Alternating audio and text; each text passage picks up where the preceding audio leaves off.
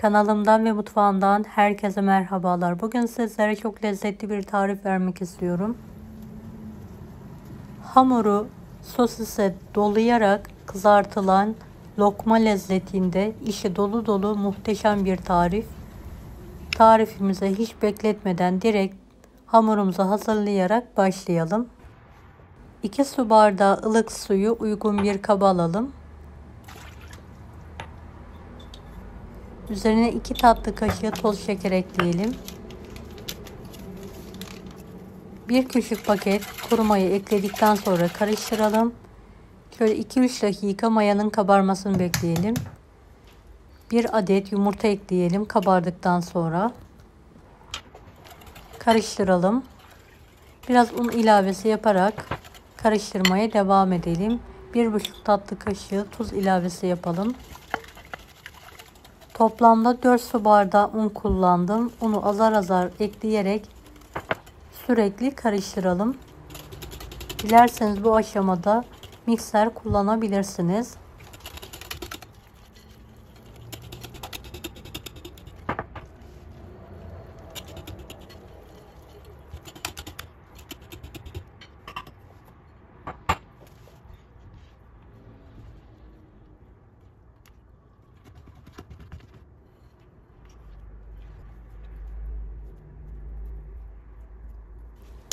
Evet, unun hepsini ekledikten sonra elimle 2-3 dakika pürüzsüz olana kadar yoğuruyorum.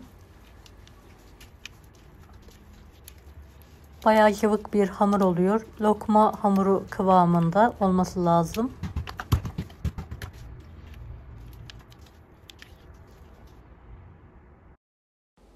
Evet, hamurumu çok güzel bir şekilde yoğurdum. Karıştırdım elimle. Üzerini kapatarak mayalanmaya bırakıyorum.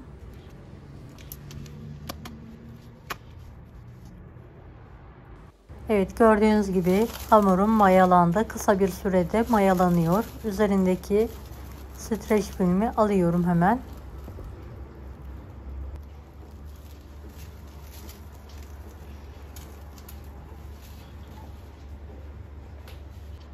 Evet, çöp şişe sosis ve kaşar dilimi geçirdikten sonra hamura buluyorum.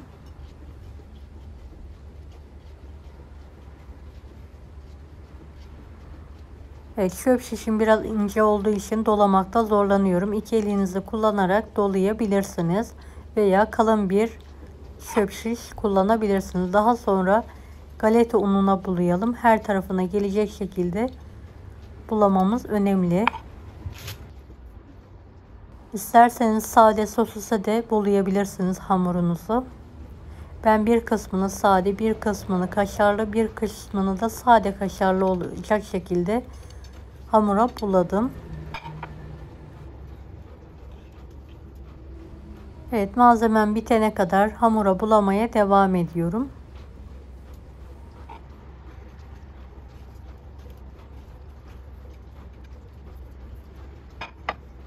Evet, gördüğünüz gibi kalın bir çöp şişle daha hızlı bir şekilde ve daha muntazam bir şekilde hamura bulanıyor.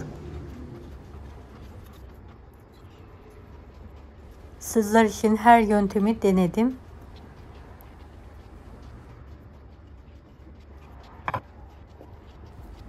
Videomu bu kısma kadar izlediyseniz yorum kısmına herhangi bir emoji bırakırsanız bana destek olmak için sevinirim. Büyük bir tavaya bolca yağ alalım ve ısıtmaya bırakalım. Dilerseniz hamuru kızartmadan da hemen bulayarak kızartabilirsiniz. Evet, buladığım sosisli hamurları tavaya alarak kontrollü bir şekilde orta ateşte pişirmeyi bırakıyorum. Üzerlerine sürekli yağ atarak kabarmasını sağlayabilirsiniz.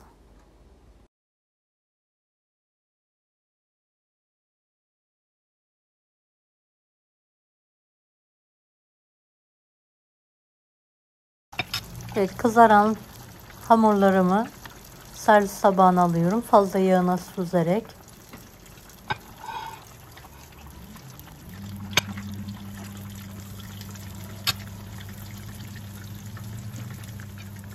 Kaşarlar Pişerken erime yaptığı için yağımı biraz kötüleştirdi. Dilerseniz sade sosisle de kızartabilirsiniz.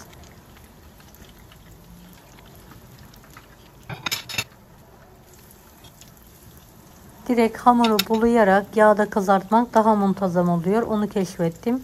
Sizler bu şekilde yaparsanız daha muntazam şekiller elde edebilirsiniz.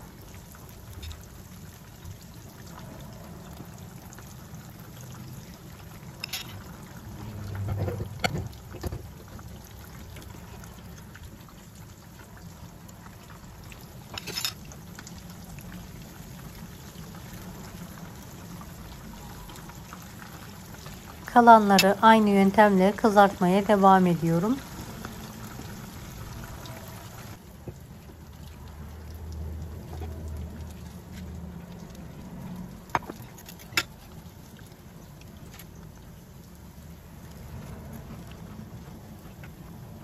Özellikle sıcak sıcak yemenizi tavsiye ederim. Hatta bir yandan kızartıp bir yandan yiyin. Gerçekten çok lezzetli oluyor sıcakken.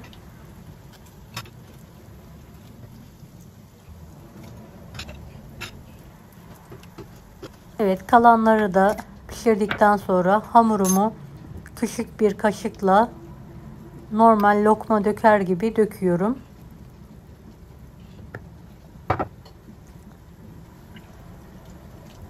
Evet, gördüğünüz gibi çok güzel kabarıyorlar. Bunlar da ayrı bir lezzet. Sosu sevmeyenler lokma lezzetinde tüketebilirler.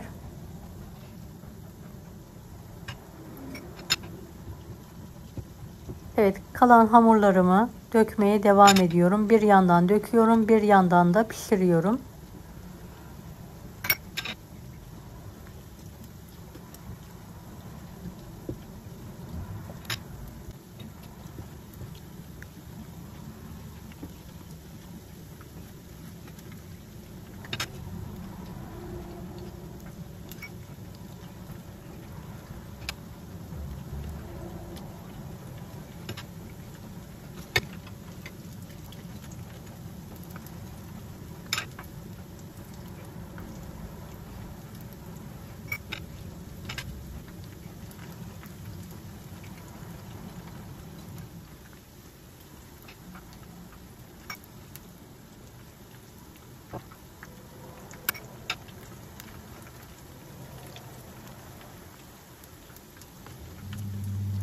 Kızaranları yağını süzerek servis tabağına alalım.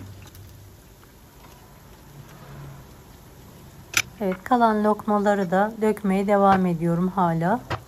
Bayağı bereketli bir hamur. Çok güzel de kabarıyor, çıtır çıtır.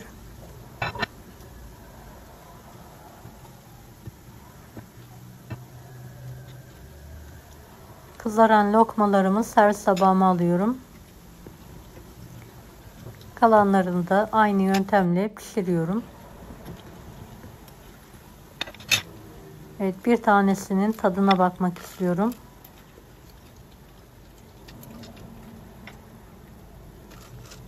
Benim tercihim sade sosisli olanlar. Dilerseniz sizler kaşarlı da yapabilirsiniz veya benim gibi birçok farklı şekliyle de deneyebilirsiniz.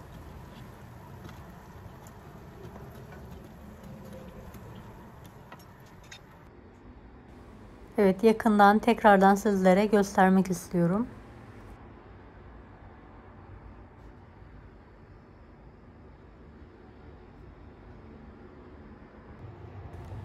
Evet, acıkaya bulayarak da yiyebilirsiniz. Gerçekten çok lezzetli oluyor.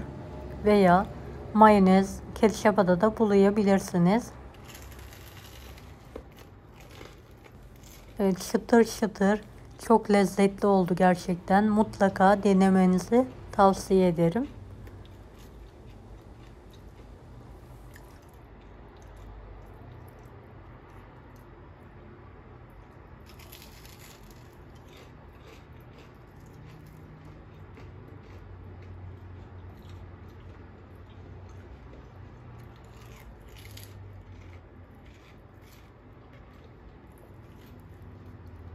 Deneyecek olanlara şimdiden kolaylıklar dilerim. Kanalıma ücretsiz abone olmayı unutmayın. Bir dahaki videolarda görüşmek üzere. Allah'a emanet olun. Hoşça kalın.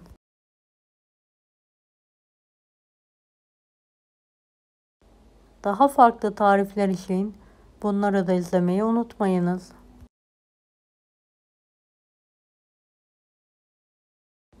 Afiyet şifa olsun herkese.